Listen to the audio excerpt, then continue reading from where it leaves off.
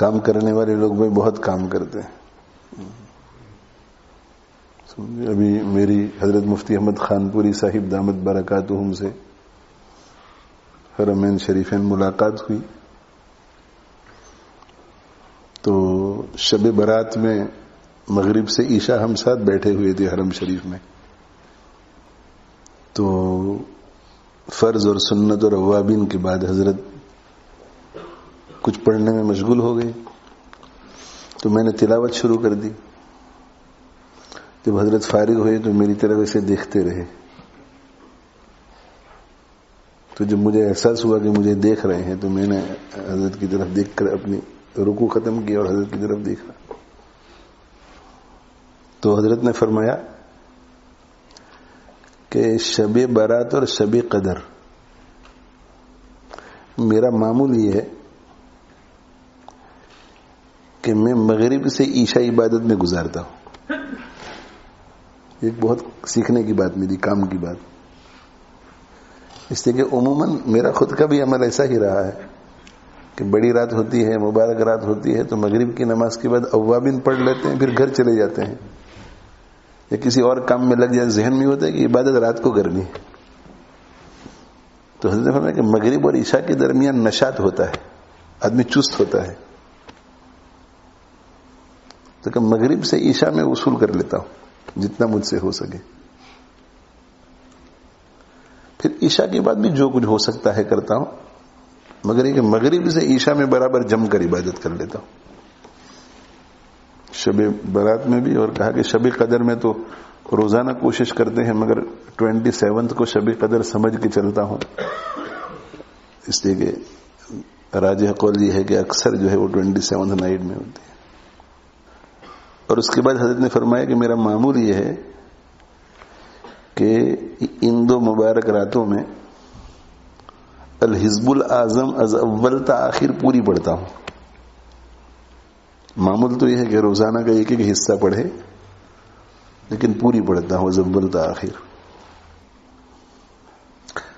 اور یہ فرمایا کہ یہ حزب الاعظم کی درجنوں دعائیں ہیں, ان میں سے اگر مبارک رات میں ایک دعا بھی ہماری قبول ہو جائے تو ہمارا کام بن گیا. اور اس کے بعد یہ فرمایا کہ میرا یہ معمول کہ شب برات اور شب قدر میں پوری الحزب الاعظم پڑھ لیتا ہوں, یہ بلا ناغا 50 سے 55 سال سے ہے. تو حضرت کی عمر جو ہے وہ 70 سے اس وقت متجاوز ہے, 70 سے اوپر ہے.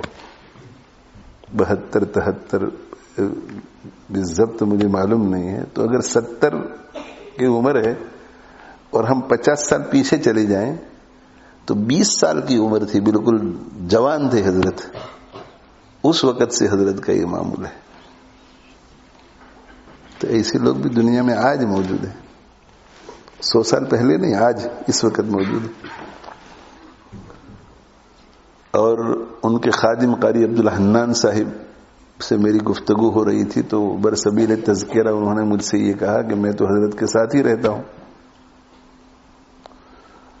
جہاں کہیں جاتے ہیں حضرت, جس ملک میں بھی جاتے ہیں, وہاں صبح صادق کا جو بھی ٹائم ہو اور رات کو جب بھی آپ سوتے ہیں, صبح صادق کے ٹائم سے 2 گھنٹے پہلے اٹھ جانا لازمی.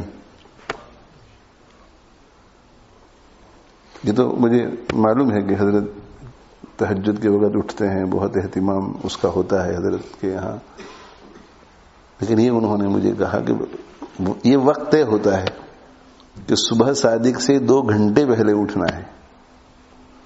اور اکثر آنا جانا ایسی جگہوں میں رہتا ہے جہاں احناف رہتے ہیں, تو احناف کے یہاں تو صبح صادق کے بعد اسفار میں جا کر کے فجر ہوتی ہے.